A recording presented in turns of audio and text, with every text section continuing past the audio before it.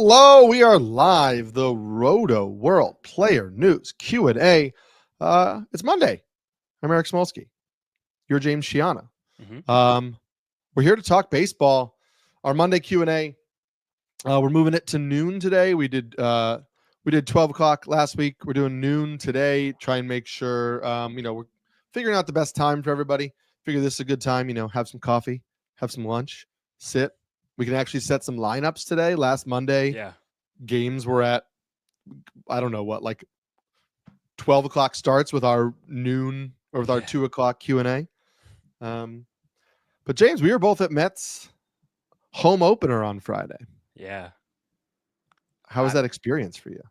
I mean, I loved it. It was talk about a good time for things to start. A baseball game at 3 o'clock, sensational, because you can get there after doing some stuff in the morning. You can get home with plenty of time to have a nice evening. It was a fast game because there weren't many hits. I think there were like 9 total hits in the game. So it was about a 2-hour game in general, but it's fun. That Citi Field seems like it's going to have a bit of a bit of an aura, as the kids say it this year. There's a good vibe there. The team's playing well. The in-game operations for the Mets are sensational. It's just great environment, great weather, very just over the moon excited for what could happen with the Mets this season. Yeah, we had the epitome of the Mets experience on the first hit with Lindor slashing that ground ball through the left side, stretching out. Everybody's so excited, stretching it out into a double, thrown out at second. Wait, he wasn't thrown out at second, safe at second. It was the roars, the groans, the roars. It was it was quite a first, quite an opener to the game. Yeah, that was sensational. But yeah, so today, we want to do these on Monday because we think that it's a great time to talk about some waiver ads and also help set lineups, look at matchups ahead, see, which hitters are going to be in a good spot against which pitchers, etc. So feel free to ask us any questions in the chat, either on YouTube, on Twitch, anywhere. Ask us about players, if you should pick players up. Ask us if you should start pitchers this week before lineups lock. Ask us if you should start hitters this week before lineups lock. We're going to look at those matchups. We're going to help make these decisions together. Dad's going to start us off with a question about my favorite guy. So we talked about Gavin Williams start the season, but his last 2 starts have been less than ideal. What are some things he needs to do to get back on track? The first thing could be throwing that cutter again. Yeah, where is it? I don't know, man. I mean, I asked him to his face in spring training, and he said he was planning to bring it back. He didn't want to bring it back in Arizona because he didn't like throwing it in the humidity. He didn't like what it did to the movement. And so I operated all off season under the impression that he was going to bring it back once he left Arizona. And he has not brought it back. So look, I mean, the 4-seam is better. That was a mechanical shift, right? There's a lot more vertical movement on the 4-seamer. It's, not missing tons of bats, but I think the 4-seam velocity is up. The movement on it is pretty good. The sweeper, which I guess it's now being classified as a sweeper, the slider that he threw last year, it is a really good pitch for him so far this year. He's reshaped it. He talked about losing that a little bit last year mechanically and with the elbow. So look, 4-seam, sweeper, curveball, like those are good pitches for him. And I think he can be good with just that. I just think the cutter, like, I don't know, man, really ties the whole room together. I'd like him to bring it back. It was also scary. I covered this game on Friday for Rotoworld. I wrote the recaps for it. And watching him, 1, struggle with the Angels lineup is a bit fearful, but 2, the fact that he is going full fastball sweeper right now, and he struggled with an Angel lineup that was predominantly right-handed batters, and he was still unable to locate, still unable to get ahead. It just seems like there's like very obviously a piece missing right now for Gavin Williams, and it's definitely that cutter, or at least the curveball. He broke out like 5 or 6 times in that game as well, but it just doesn't seem like it's a meaningful part of his repertoire right now. And there were long at bats. Jose Ramirez made an error, so that kind of exacerbated some of the issues, but it's just not. It's not clean. It's not comfortable. He looks like nothing even close to the guy we saw in spring training right now. It's definitely in a 10-team league. I would be kind of worried about Gavin Williams' roster spot. Like, you're holding him this week because of the matchup with the White Sox, but if this doesn't go well, then you have to really make a difficult decision next weekend. Yeah, I mean, you're looking at a White Sox matchup. If he looks bad against the Angels and the White Sox back to back, then what do you do? You have to make a move. And again, I'm not making moves in like 15-team leagues because no way. he's an everyday starter on a good team and he has, prospect pedigree and yada yada. But in shallower leagues, we're going to have to see something. And I made a move to acquire him in my home league, a keeper league, before the season started. And I thought it was going to be a little better to start the year. So I don't love it, but we'll see. So speaking of those same Angels, Kyren Paris, he was the big hitter ad in NFBC leagues this weekend. The big ads overall were a lot of those closers, and we can talk about them later, like the Dennis Santana, Anthony Bender, Tommy Canley, type of guys.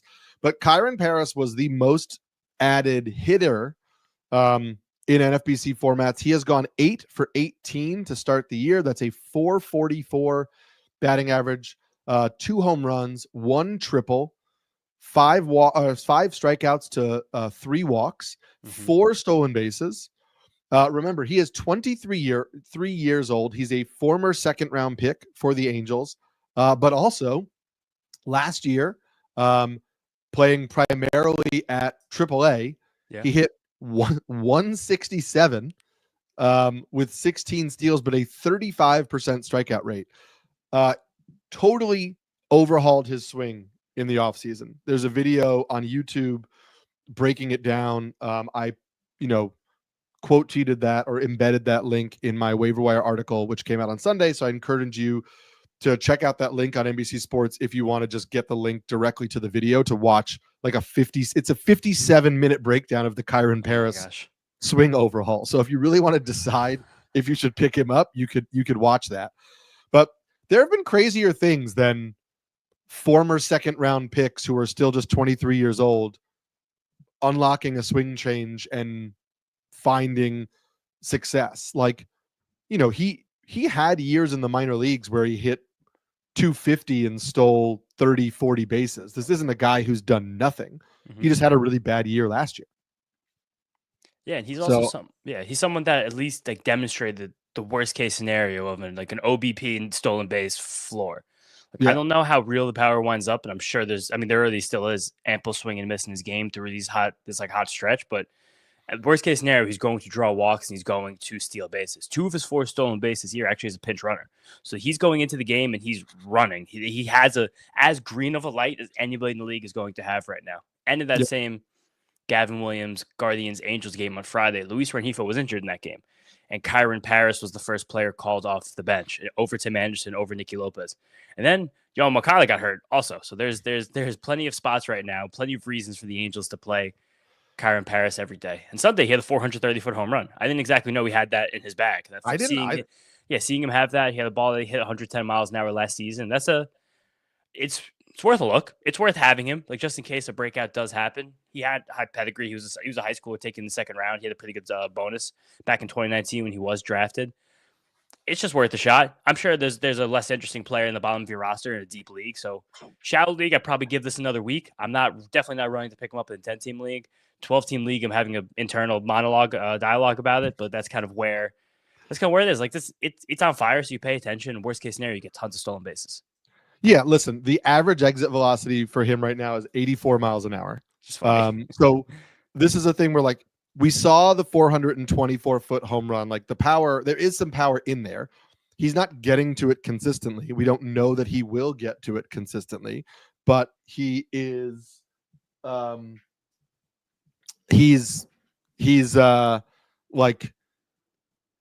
don't know. He is an option, and it's the Angels, man. This is where I struggle. It's Neto is going to come back soon. Neto's going to be at shortstop. Yeah. So they need to play Rengifo at either second base or third base. That they could easily play Rengifo at third base and Kyren Paris at second base, and just not play Tim Anderson. We're fine. And they not play Tim Anderson. They not play Yoan Moncada. But it's the Angels. And are they going to do that? He can also go play somewhere in the outfield. He's played 25 innings of outfield so far this season as well. At 24 in center field, which is something that if he's demonstrated that ability and they trust him there, it's a huge thing he can do. So that's then they have to move on from Joe Adell. So that's the thing is the Angels have to decide: are we moving on from Joe Adell? Are we moving on from Tim Anderson? Are we moving on from Yohan Moncada? If they're willing to move on from one or two of those guys, Kyren Paris can get an everyday spot in the lineup. They should want to do that.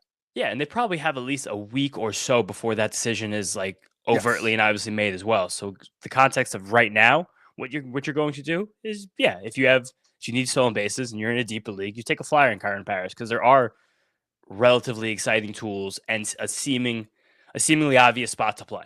That's kind of where it is. We have a seemingly obvious spot to play for Cam Smith. When he got up onto the Astros roster after a really strong spring training. He's sat 2 of the last 4 games because he has currently gone 2 for 18.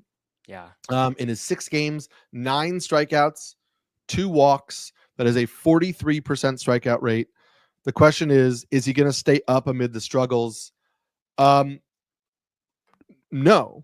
Is my answer. Like, I don't think a demotion is imminent. I think he gets another week or 2. But this is a guy who has quite literally 20 plate appearances above high A, right? He was a first-round pick last year in 2024. He has 32 games in the minor leagues total, 5 games above high A.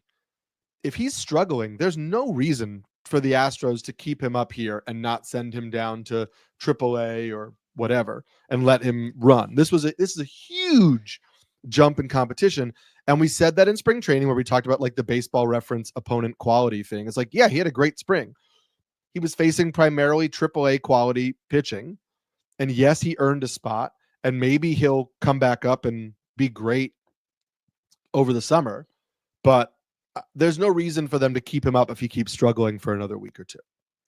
Yeah, I think also there's no obvious reason to keep him up. There's no clear, logical reason to keep him up. Right. I think the reason is probably some people in certain jobs and positions being like, you see, I was right all along. You see, we had to make this trade because now we could get the easy replacement there. Like a lot of this, the hand wringing does probably happen inside these major league front offices, but it's the fact that they're already also playing Zach DeCenzo over him, who was probably someone who could have easily been ahead of him in the pecking order anyway.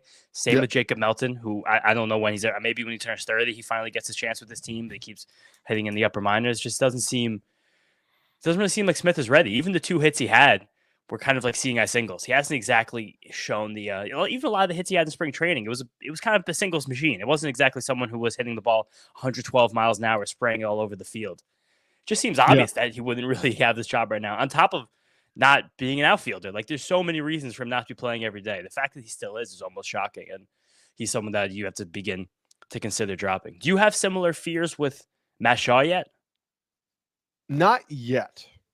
I don't have similar fears with Matt Shaw yet because he has slightly more at bats, definitely a lot more at bats in the high minors. Yeah, because he has 86 games at AA, 35 games at AAA.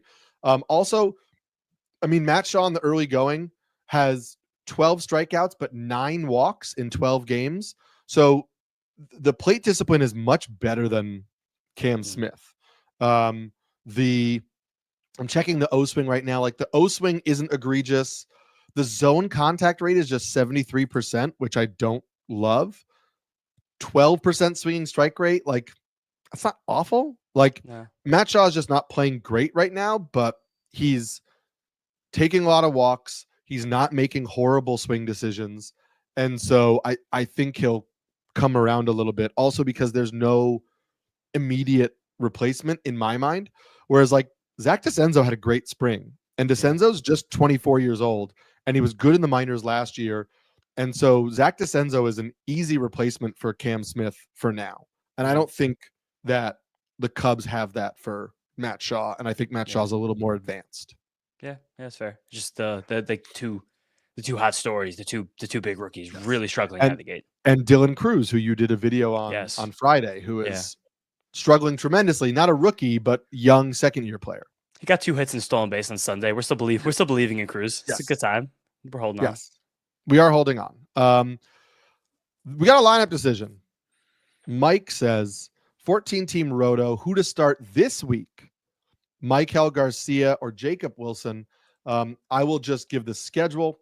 Yeah. The A's have 6 games, 3 at home against Sandy. Actually, all 6 are at home, and that park has played kind of offensive friendly so far this year. They play 3 against San Diego, 3 against the Mets. The Royals get 7 games this week, 4 at home against Minnesota, and then 3 against the Guardians. I will say this. The 4 game, I lean Maikel Garcia, especially if you need speed. Garcia has more speed upside than Wilson. So if you need stolen bases in your lineup, I like Maikel Garcia more. 7 games over 6 games. However, Garcia is probably going to sit 1, maybe 2 of those. Wilson will probably play all 6. So that kind of makes the playing time even. Yeah. I'm looking at the pitchers right now. The Royals are going to face Simeon Woods Richardson today, which we love. But then they get Pablo Lopez, Joe Ryan, Bailey Ober, which is not ideal. And then they get Bybee on Friday. But then they get Luis L. Ortiz and Ben Lively to round out the weekend. So those matchups don't suck. No. The A's will get Michael King, Dylan Cease, Randy Vasquez in the San Diego series. And then they're going to get Griffin Canning, David Peterson, Kodai Senga in the Mets series. Do you lean one way strongly here?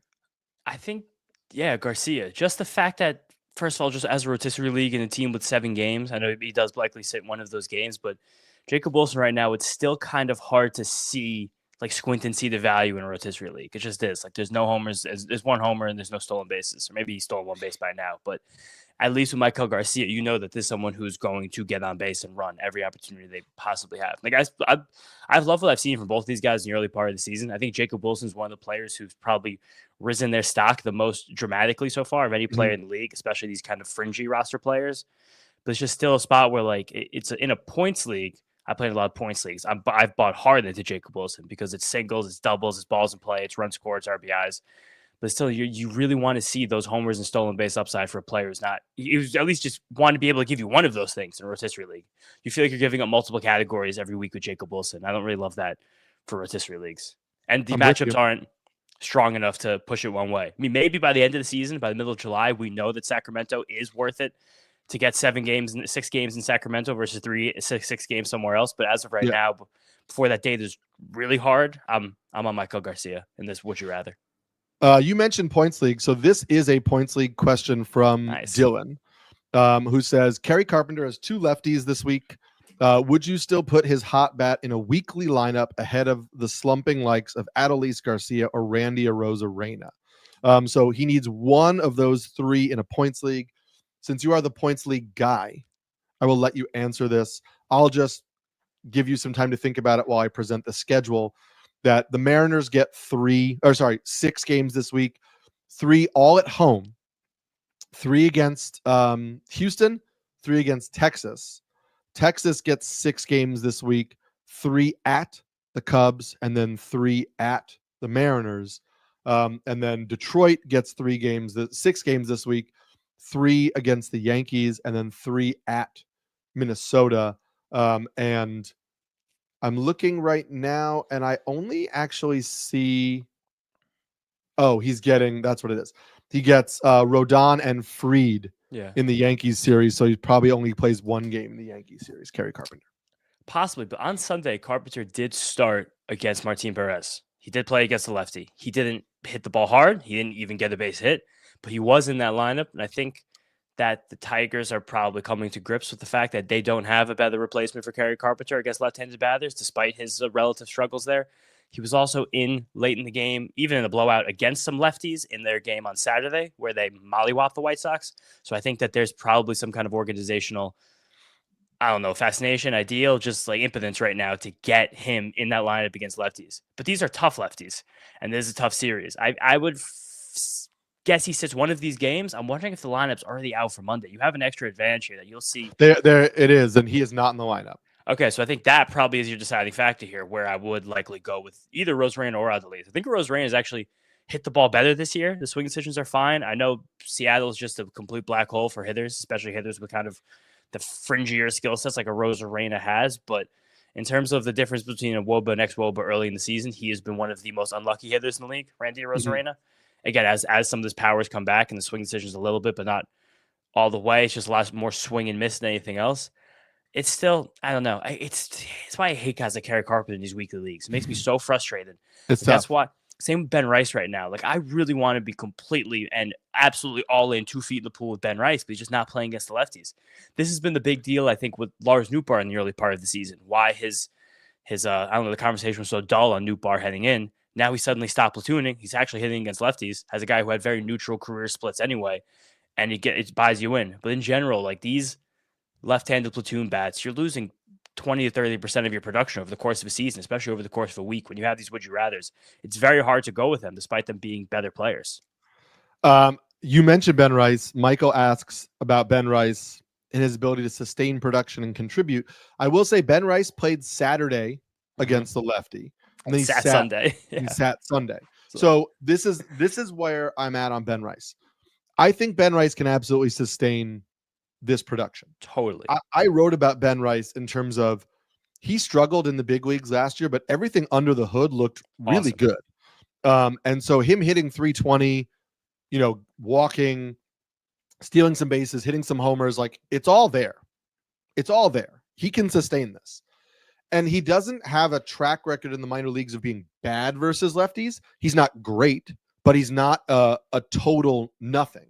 And the issue is that like when the Yankees don't play him, they wind up playing like Trent Grisham in the outfield and moving Judge to DH. And it's like Trent Grisham as a lefty isn't any better against lefties. It's more of a defensive equation. So my frustration with the Ben Rice situation is that it's not a strict platoon. It's that you don't know. Like you put Ben Rice in a weekly league and you hope he plays one of the 2 games against the lefty or 2 of the 3 games against the lefty because it's possible and he should, but will they? We don't know. And Dominguez has gotten off to a worse start. He's hitting 242, 1 homer, 1 steal. I think he's a little better than that, but remembering that he hit 7 home runs and 15 steals in 44 games at AAA last year. He is still young. He's 22. There's going to be some inconsistencies. I don't think that Jason Dominguez is like a 290 hitter right now in the big leagues. I think he could be, but there's going to be some ups and downs. And so I expect those ups and downs to continue. But I think he's probably more locked into playing time than Ben Rice. Definitely more locked into playing time. I think that this Dominguez start isn't even, I wouldn't even say it's bad. If I was in on Dominguez, I would say this start is relatively good for a guy that has as little major league experience as young and he has, walking, being as patient as he is. And like, there's obvious power there. He's still hitting the ball hard consistently, but just like a lot of young players, there's a bit of a struggle to lift the ball with the pitch selection against major leaguers. It's also more frustrating that Rice, when he plays against that lefty on Sunday, he's hitting second. You're going to hit him second against the lefty and then sit him against the next one. Especially after he gets a hit and a couple more hard hit balls, like how on earth does that make any sense? It's really, I feel like just about what side of the bed Aaron Judge wakes up on if he feels like playing the field or DHing whenever they are facing a lefty. But similar to what we were just talking about with Kerry Carpenter is that the Yankees don't exactly have a better option than Ben Rice against lefties right now. It's to get Grisham in lineup and get Judge a blow, but Grisham and Judge and Rice all played against the lefty on Sunday, Bailey Falter. So we know there's a way, like there's a path here. Like there's going to be a moment probably in the next few weeks where Aaron Boone just kind of, there's like I said, Ben Rice, we're playing Ben Rice. Ben Rice can play every single day. He's too good to take out of the lineup. And we're kind of seeing the first inclinations of that by him, again, hitting second against the left-handed pitcher when just a week ago he wasn't even playing against them. Yeah. Aaron Boone had a press conference, I believe it was Friday, glowing about Ben Rice, being like, what do you think of Rice so far? He just gave I'm the cool millennial guy baseball answer. It's like, man, he just rakes. It's like, okay, we know, pandering, but he's good. Interesting. The Yankees literally 10 minutes ago just put out their lineup for today. Jason Dominguez, not in the lineup. Interesting. Trent Grisham in center field. Cody Bellinger moving to left field. With Ben Rice DHing, Judge in right. So I don't know, man. Who knows? Someone has to sit. Somebody's got to sit. And while Trent Grisham is playing well, I guess it's not going to be him. Is Justin Steele all right? I don't want to panic drop him. Please don't drop him. Just don't drop him. I just put that up here really quickly. Guys, don't drop established players this early in the season. Don't drop Wilson Contreras. Don't drop these guys that are struggling. Just don't do it. We know what they can do. Also, Justin Steele pitched pretty well against the A's. It's good. He had 2 poorly placed sliders that went for homers to right-handed hitters that changed the impact of the game. He struck out 6, walked 1 in 6 2/3 innings, gave up just 7 hits. Just 2 of them were bombs off poor placed pitches. He's not crisp with his command right now. It's the 3rd start of the season. I wouldn't worry about it too much. I think he has one of the lowest Sierras in the entire league right now. I believe I saw that through 2. I know it's not exactly a trustworthy stat through the small of a sample, but it's not the worst thing either that Justin Steele does have a very low Sierra. I'm trying to find it right now. It is, all right, it's got some other guys that passed him, but it's in the 3s. Justin Steele Sierra is in the 3s, which is relative to his ERA looks incredible. And he's someone that you don't give up on a guy like that at this point in the season. Look at 3.88, the same as Tyler McGill, and just below Max Fried, Ryan Pepio, Jacob deGrom, Brian Wu. So he's still doing everything with his skills right now is exactly the same. And just as a reminder, not to take slow starts too seriously. And Rafael Devers OPS check, it's 825, up from about 0 a little less than a week ago. So that's how quickly slow starts can turn around in baseball. Yeah. Interesting deal we had today, actually. Quinn Priester was traded by the Red Sox to the Brewers. Given their injuries, I'm assuming he's going to start for them. What do you think of the upside for Quinn Priester? I got to say, first of all, the Red Sox got Quinn Priester at the deadline last year for Nick York. Mm-hmm. They now just traded Quinn Priester to the Brewers for Yafri Rodriguez, who's a 19-year-old outfielder who was the Brewers' 7th-ranked prospect and their highest paid international signing player in the 2023 class. Some people really love him. Yeah. They also got a competitive balance round A pick, which is a draft pick in between the 1st and 2nd round. Yeah. And a player to be named later. So the Red Sox just got an 19-year-old lottery ticket, high upside prospect, a 1st-round draft pick, and another player for Quinn Priester, which feels like a huge deal for them. On the Brewers side, they needed a starter. I mean, the players on the IL are absurd for them. They just have no starting pitching left. Quinn Priester looks like a little bit of a different pitcher for Boston. They added a cutter. They reshaped the slider. He now has 6 pitches. He's got a sinker, a cutter, a 4-seamer, a slider, a curveball, a changeup. These are the type of arms we saw last year with Tobias Myers that the Brewers tend to get a lot out of guys who can fill up the zone with a lot of pitches that move in all different ways, and they can sequence them and they can mix and match. And they take a guy who Myers was like DFA'd by 4 organizations and then had a really strong year last year. I don't think Quinn Priester is going to be a shallow league target, but it would not surprise me if Quinn Priester enters the 15-team streaming conversation where he maybe strikes out 5 guys a game and isn't not blowing people away, but he's just getting lots of weak contact in the zone and pitching deep into games and is giving the Brewers a chance to win. I think this says way more about what teams are willing to pay asset-wise for a controllable major league pitcher who might be league average. Like, that's basically what this is. Like, if Quinn Priester winds up as a major league average starting pitcher, the Brewers are like, fine. Like, we take all of these things that are very unproven. If we can get 4.5 years of an average pitcher in the major leagues.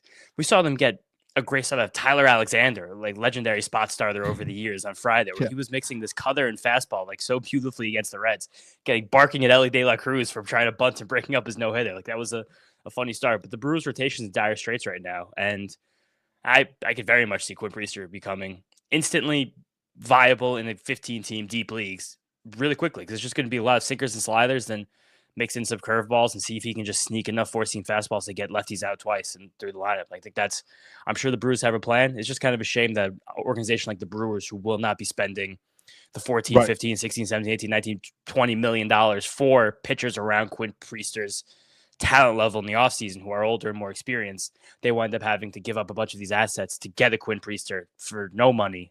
And that's kind of what the shame right now is in some of the haves and have-nots in Major League Baseball. Yeah, and this is one of those things where, like, the Brewers probably are also. I mean, they gave up a lot. Priester's only 24, but like they know like Woodruff is coming back. Tobias Myers will come back. Nestor Cortez will come back. Like Savali will come back. Like they're got the flexor strain. We don't know about the Cortez. That's He's true. the most. That's true. They're going to get these guys back in. Who knows about Ashby, D.O. Hall, whatever. Dylan wants to know in a points league between Priester and Luis L. Ortiz, where would you go? Ugh. Do you have a third option? I mean, Luis L. Ortiz is like bad so far with the Guardian. I think there was a lot of hope that there would be some kind of overhaul to him with the stuff, but really he's not even close to the plate. Like this is the worst version of Luis L. Ortiz we've seen over the last few years, especially worse than the one we saw last year, especially with how East-West he is. The fact he just can't command any of that stuff, it's strange right now. Like I'm hoping that there's just something else that comes around, especially with that cutter, but it's weird. It's very weird. I guess, I don't know. Again, I can't really give you a strong answer. I don't really know right that. I mean, we've seen Luis Ortiz pitch in the major leagues more recently. You probably have slightly more trust in like the in the game-to-game planning and the sort of short-term development of what the Brewers could do with a starting pitcher like Priester, but I'm not running for either of them at the given moment. Slight lean toward Priester, but nothing really that's significant. Yeah, I agree with you on that. I would be looking to see if anybody pops up in the coming weeks as a better option. We got a streaming starting pitcher question from DVS asking for this week. So you may have to take notes. There's a lot of names here, James, but I'm going to read off the matchups and you can let me know who you think. So first of all, Shane Smith has a 2-start at Cleveland and then home versus the Red Sox. Connor Gillespie is home. Oh, sorry, at the Mets. Yes. That's just cross that off for me. And that's not doing that. Two things about that Gillespie start. One, he faced the Mets last week. Actually did pretty well against them. But I don't know if Connor Gillespie has deep enough back to face the same good offense twice in a week. And that game is going to be about 30 degrees the first pitch on Tuesday night. Yeah. Just two fun caveats for Connor Gillespie against the Mets. Fun times.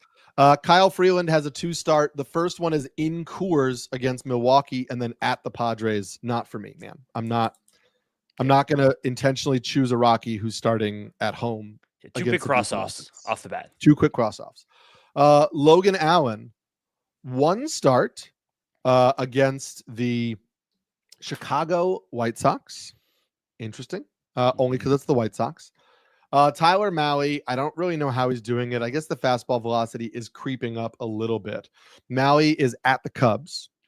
AJ Smith-Shawver, who has not looked really great so far this year, but goes at Tampa Bay. Which is an offense that has not looked really good. And then Heaney, fresh off his really strong performance against the Yankees, is at the Reds, who look like an offense that's pretty mediocre. And if this hamstring injury for Matt McClain makes him go on the IL, it's a really bad offense. Yeah. So we're looking at a 2-start for Shane Smith. I don't know that I can do it because it's Cleveland and Boston, and those are two at least above average offenses, and I can't do that. So it's Logan Allen against the White Sox, Tyler Mahle against the Cubs, AJ Smith-Shawver against the Rays, or Heaney against the Reds. I'll say respectfully, I think Logan Allen also kind of stinks. He's someone that doesn't look like he has much in the bag so far this year. And I think there should be a little bit of a fear with just purely focusing in a team like the White Sox. Like we saw on Sunday that Jackson Jobe didn't have a good start against them. We remember 2 Mondays ago when we did this, or last Monday, Chris Paddock got eviscerated by the same White Sox team who, again, while they're bad, they're still major leaguers that can hit a bad pitcher. And I think Logan Allen is someone that I just can't even believe he has another life and is back in this rotation right now. From this list, I think I'm leaning Mahle because he's the one who's actually demonstrated any kind of consistent swing and miss and command at the same time this season. Like that start he made on Friday against the Rays, who are also an offensive target, where the Cubs are a good offense. He looked great. Like that fastball had tons of life in the top of the zone. He was locating the slider. Like it looked like the best version of Tyler Mahle I'd seen in a while. Do I trust it inherently? No. He is someone that did jump on in my 15-team waivers this week. I did put some bids in for Mahle, and I got him most places because it seems like no one else trusted him, even in IOTA, as much as me. I was bidding the 20s. The other bids were like 2 and 3. But it's fun. Heaney also, I know he had that great start against the Yankees, but he was throwing about 90 miles an hour. I'm not sure sustainability here. I'd probably go Mahle, Smith-Shawver, Smith, that's my 3, and I don't even know if I'd consider the other ones. So then here's the second part of his question, which didn't come through. Would you start Matthew Liberatore tonight against the Pirates or Tyler Mahle against the Cubs? That's basically the decision he has. Liberatore looks all right. Liberatore looks like he has enough in his bag, more than he ever has in the past, where they could be a major league pitcher. These are really not good options. I think this is like a 30-team league. This is sensational. These are the options. I think Matthew Liberatore is going to go 6 innings, 2 runs, 4 strikeouts tonight against the Pirates. Like that's a Matthew Liberatore line. And sure, but that's fine, I guess. Yeah, it's something. I could see it. You kind of have to hope that O'Neal Cruz is sitting because of that play from yesterday. You have to hope you want to hope that there's someone not in this Pirates lineup to really trust Liberatore. I mean, it's just I don't know. I think Liberatore and Mahle. I can't say much. The Pirates are worse than the Cubs, so maybe you lean Liberatore for that reason, just simply on there. I think that's where I go. Yeah, sorry, Matt. I'm gonna let you cook here a little bit. All right, I'm ready. I got everything. Here. Are you worried about Clay Holmes at all? Yes, I would say I am worried about Clay Holmes, but more in the sense of where Clay Holmes wound up after the spring helium, not in the sense of where my mind was on Clay Holmes in February. If you gave me like the Men in Black, like the eraser, and every single thing that happened from February 25th to March 25th was erased from my mind, I would say that right now there's mild encouragement on Clay Holmes. When he was being drafted as a top 75, top 80 starting pitcher, and I figured the first couple months of the season we were going to get 2 times through the rotation, and we were going to see how much the kick change and the cutter, the 2 new pitches that were going to be the weapons against left-handed batters, were coming along. I would say I saw these 2 starts. The execution of those pitches was inconsistent, but understandably so. He made it pretty cleanly through the order 2 times in each start. He was really crushed by some bad defense in his last start against the Marlins, where Tyrone Taylor inexplicably dropped a fly ball in center field. He lost it in the roof at Marlins Park, and then just fell right in front of him. And then a play where there was 1st and 3rd and 1 out, an Otto Lopez moderately hit ground ball. Mark Vientos, very much trying to do too much because of how bad the start of the season has been, just turned and fired home instead of going around the horn for the double play. Sent it 20 feet over Luis Torrens's head into the backstop and kind of let that whole thing spiral. And then after that, Clay Holmes did bear down, strike out 2 batters to end the inning, get through another inning. He's been able to find his moments when he has them, but right now the command is so poor with that sinker especially, and the changeup and the cutter aren't totally there enough for him to be able to face a left-handed batter a 3rd time. And even sometimes you face them the 1st time. He's been very, very careful with the lefties because I don't think he has really great command of those pitches yet. He's not comfortable throwing the 4-seamer in the strike zone at all. It's, again, as a top 70 starting pitcher right now with Clay Holmes, you have a lot of room to work with. If you drafted Clay Holmes as a top 40 starting pitcher, like he wound up as in those last week of March drafts, that's where the concern comes in because he's just not that guy. There are things to build off of, though, and I'm definitely not out or quitting by any means. But at that price from the end of March, you should be concerned. Are you dropping him in any like 10 teams, 12 teams, anything like that? The only reason I'm not in a 10 is because he is facing the Marlins again this week. That's true. Yeah. In a game that, again, that would be a 30-degree game. That would be a real battle of intestinal fortitude. So that's going to be kind of the saving grace for Clay Holmes right now. And then it probably could be a start in Sacramento, which I don't know how that's going to go.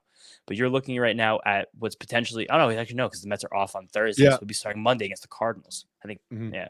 And that it's twins. Atlanta. That's Atlanta. I was just saying, no, I said that lineup, the Cardinals lineup. But yeah, the Twins lineup is great. Yeah. The Twins lineup is fine.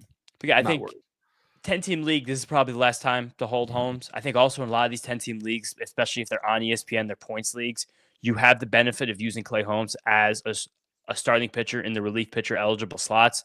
So that does make him inherently more valuable. That makes him a bit of a unicorn. So holding a little bit, some encouragement, but we're definitely seeing why he needed a hot spring training to become a top 50 starting pitcher rather than top 70, 80. He probably should have and was being drafted as before all the hoopla. Yeah. Michael asks, who do you think ends up running with the closer gig in Detroit and Miami? I think it's Tommy Canley and Anthony Bender.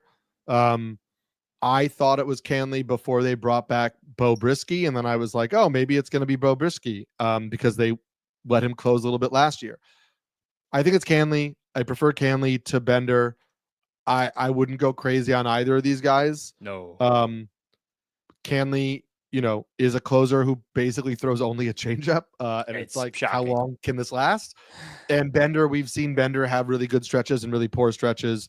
And he's on a fairly mediocre team. So I don't know how many save chances they're going to be. I'm happy to take shots on both of those guys, like over Dennis Santana, but I'm not running to get either one of them. Yeah. Miami, I'm frustrated that it's not been Calvin Fauché. Calvin Fauché was very effective down the stretch last year. I think he got hurt. Is he hurt? I think Fauché got hurt. Oh, that could be it then. Let me look this up real quick. I know he pitched in the Mets series last week. He gave up the big home run to Pete Alonso. Okay, he's there. Who was it that got? Oh, it was Tinoco, right? Tinoco was the potential guy who got hurt. Yeah, Fauché, he just hasn't been great to start the year. I mean, 3 hits, 3 earned runs, 3 walks in 3 2/3 innings. All 3 earned runs were on one swing. Pete Alonso home run. He could get back in there for sure. I don't think it's like locked in that it's Bender. I think Bender is pitching better right now, and Bender has late inning experience, and so they'll run with him for the time being. But yeah, I don't love any of these options. I'd almost rather like roster Porter Hodge because I don't think Ryan Presley looks good. And Porter Hodge could get that role. I would have rather, I mean, you probably can't do it now, but like I was picking up Jose Alvarado last week and over guys like this because I was like, Jordan Romano doesn't look good and Jose Alvarado looks really good. So I would be looking at situations like that unless you really need saves of like, okay, like, can you get a Ryan Kerkering still? Like guys like that where they may actually pitch themselves into the spot. Justin Slayton hasn't looked as good for the Red Sox this year as he did last year. Garrett Whitlock is getting some late inning run. He's pitching in multiple innings, but like, could the Red Sox eventually let Whitlock get some save opportunities against right-handed pitching? Like those are the right-handed hitting. Sorry. Those are the things I'd almost rather take gambles on. Yeah, I think if I had to say one guy from this Tigers bullpen gets save opportunities after Tommy Kahnle eventually does kind of fall by the wayside, I'd say Will Vest. They have trusted him in late innings before. He doesn't necessarily have closer stuff, but he has pitched some 8th and 9th innings over the last week. I think also, I don't think this guy's ever going to be a closer, but in terms of like someone who actually has a closer's fastball in this bullpen, like a high-riding fastball that misses bats, John Brebbia has that. Doesn't have much else, but that's someone that at least in that bullpen can throw a fastball past the hitter. Yes. He can do that. Can't do that. Where did this question go? Corey says, this Carson Kelly performance isn't real, right? No, it's not, Corey. No. But look, he had almost a 7% barrel rate last year. He looked pretty good at times last year. Carson Kelly looked pretty good at times for the Diamondbacks. Like Carson Kelly is going to have some stretches where you're going to want to roster him in a 2-catcher league. And then he's going to slump and you can move on. So it's real in the sense that he's going to play 75% of the games right now while he's hitting. We've seen him do this for stretches in the past and roll it out there, but then make a move. Yeah, he's a solid major league catcher. If you're in a 2-catcher league, sure, roll him in there for a little while, but he's definitely not someone that should be getting any real garnered attention past that. Agreed. Dylan says, with Blake Snell's injury, do the Dodgers have enough to cover his absence, or will they need to get Landon Knack, Justin Robleski, or both? Bobby Miller is also at OKC, I suppose. So Bobby Miller also threw last night at OKC, so he's not going to pitch Wednesday when Snell's spot would come up. He threw 5 innings, walked 6 at OKC. Jeez. That's also not great.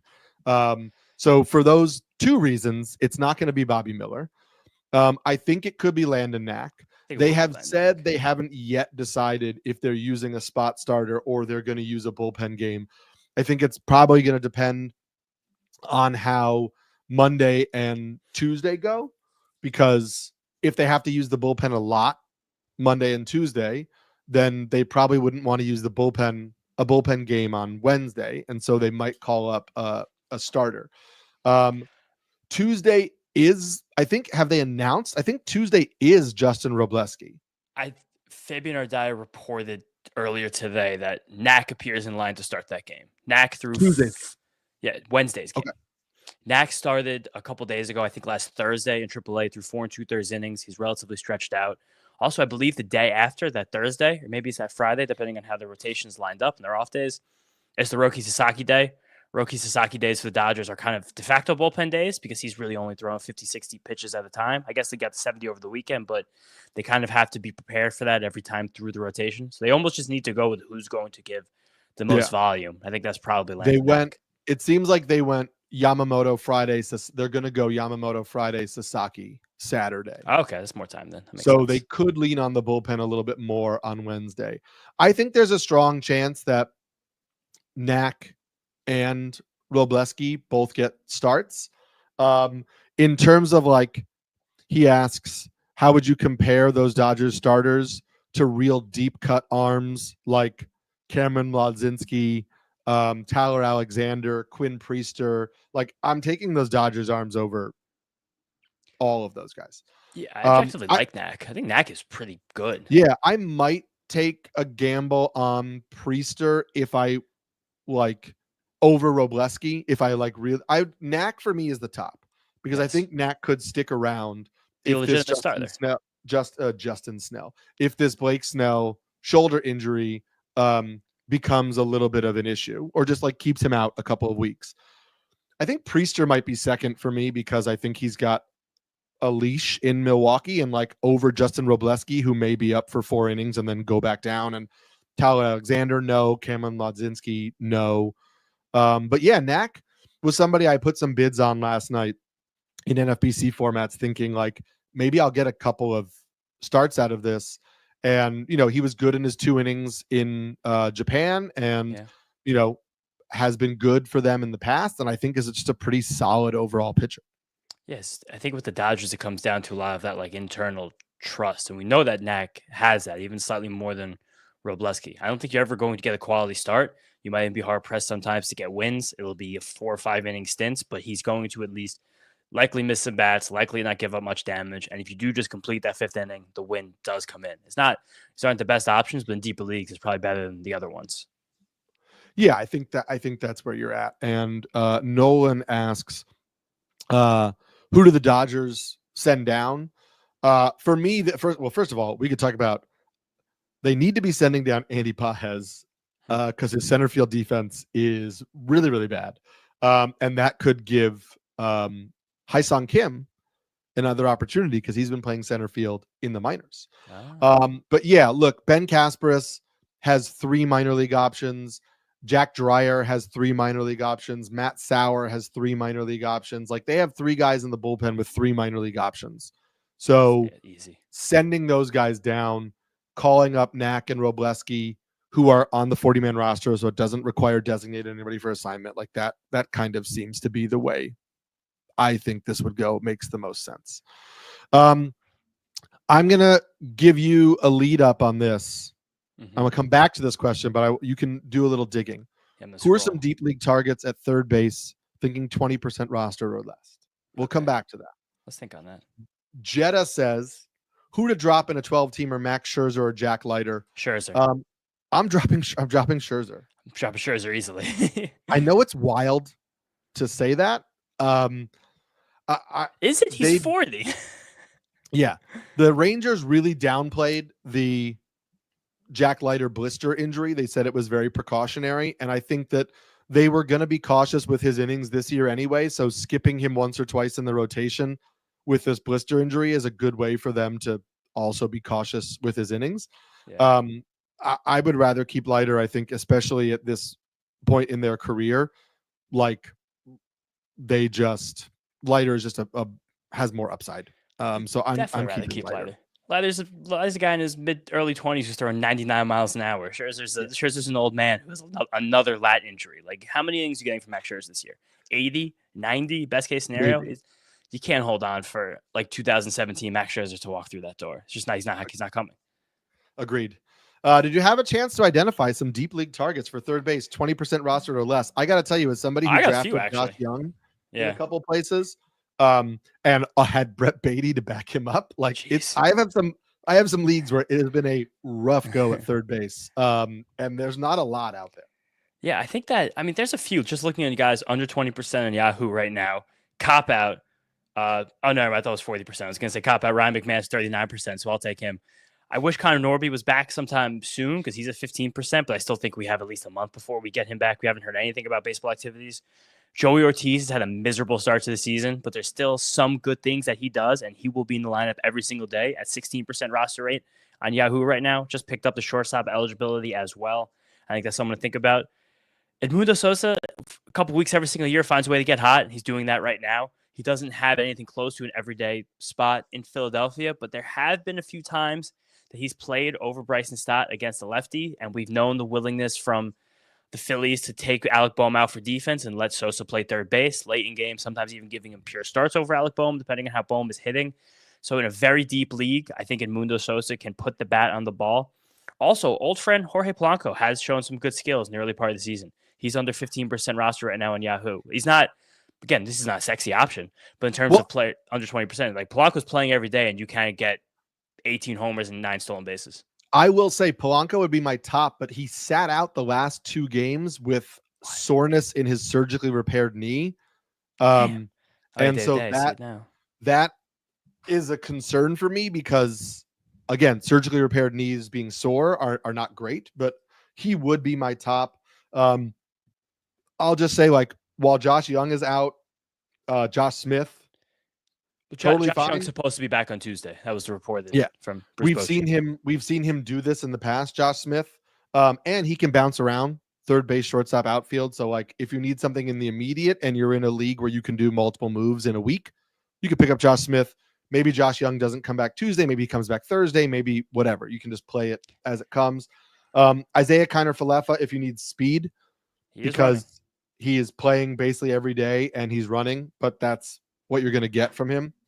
Teammate Ke'Bryan Hayes, like, we've done this with Ke'Bryan Hayes in the past. There's really nothing different. He's going to hit for a decent batting average. He's going to steal some bases. It's not great. It's boring. It's fine if you need a deep league option at third base. I will also throw out. I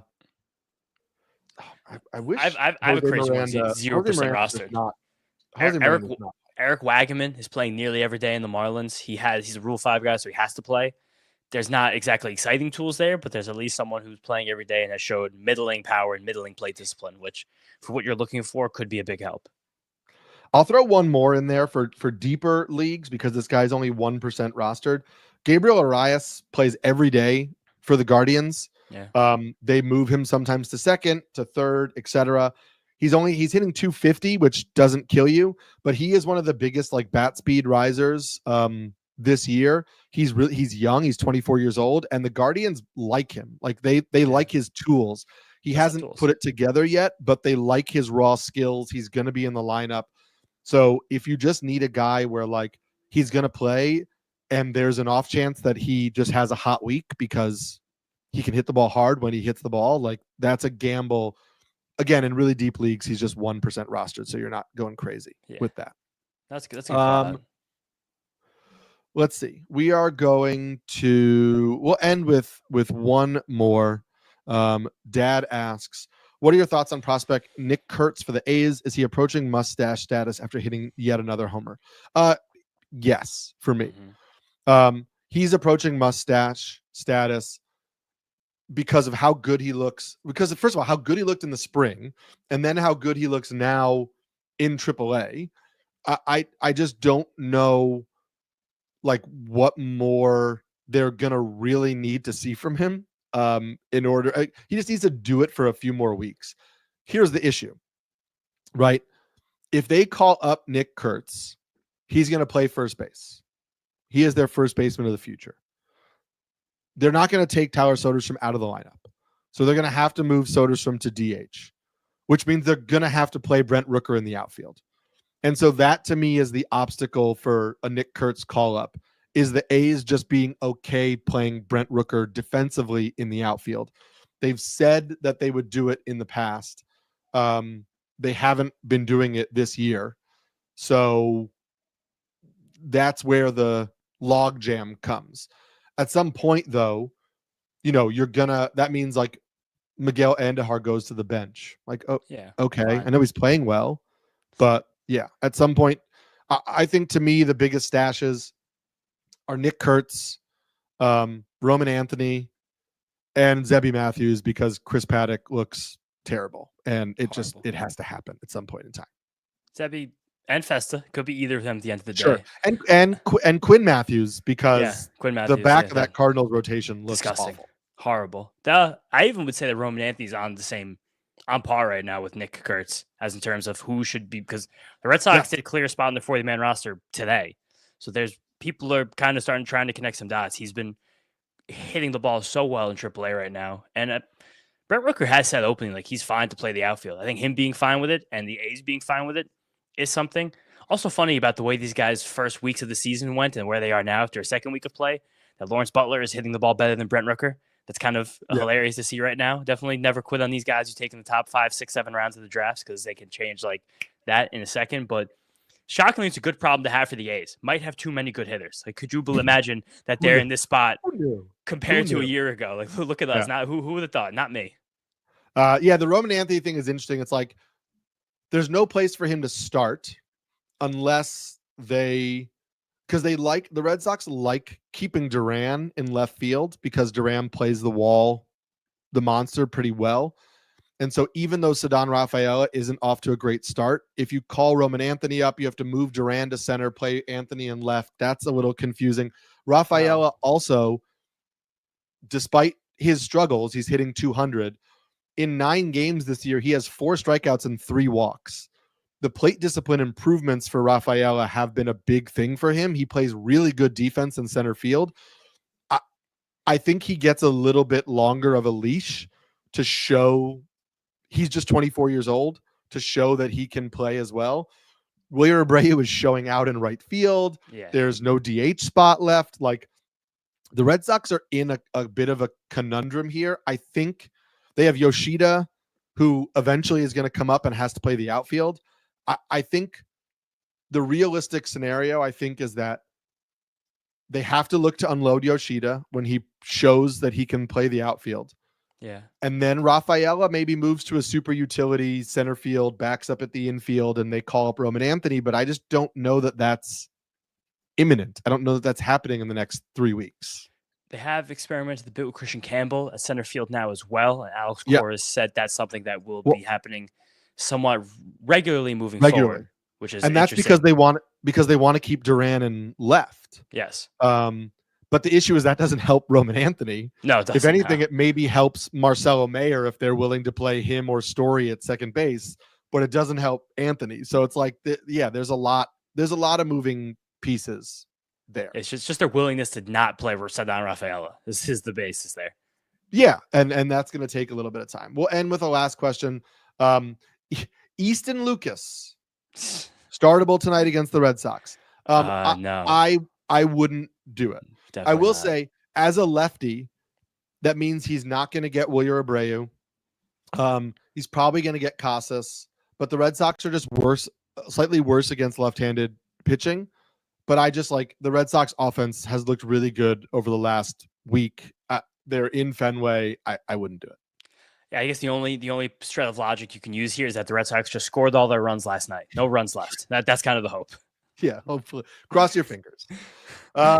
Thank you all for being here. We got a lot of questions. We didn't even get to all of them today. So we're going to stay here next week at noon on Monday. We'll see how it goes. Tell your friends. Come here. If you can't make it, make sure you log in once you see the link. Put a question in there. You can go back and watch this afterwards. Remember that we get so much of this information from the Rotoworld Player news page, so make sure you go check that out. I keep it bookmarked and refresh it all the time. It's the most up-to-date thing where we have somebody monitoring it pretty much every hour of every day. So make sure you check that out. Make sure you check James's waiver wire column, which is coming out tomorrow. My starting pitcher column comes out on Wednesday. We are always active on Twitter, Blue Sky, all of that. So we will see you next Monday on the Rotoworld Player News Q&A.